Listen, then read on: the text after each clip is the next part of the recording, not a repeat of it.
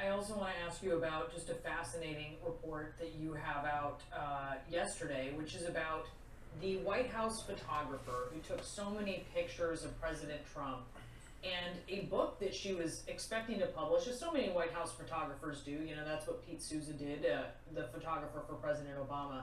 And in the end, she decided not to publish her book because President Trump, or at least in part, President Trump published his. Tell us about this. So this is a really interesting story my colleague Eric Lipton and I published yesterday.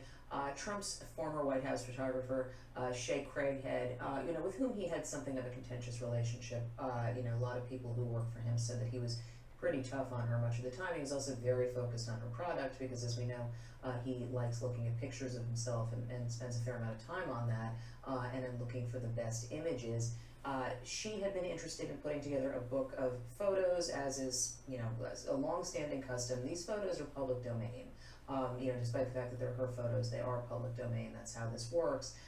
She had had some discussions with people around Trump. It was made clear that he was interested in some cut of her profits, and then there was some, discussion about whether he would participate, and then all of a sudden he was going ahead with his own book of White House photos. And there are a lot of people around, Trump, even people who really like him, who are put off by what happened here.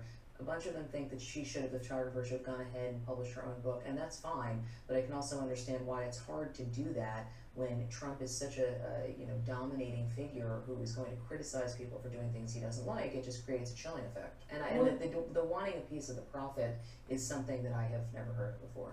That is so unusual. Something that really stood out to me in your reporting was that as you were reporting this out, former President Trump, actually reached out to the photographer. Is that right? Yes.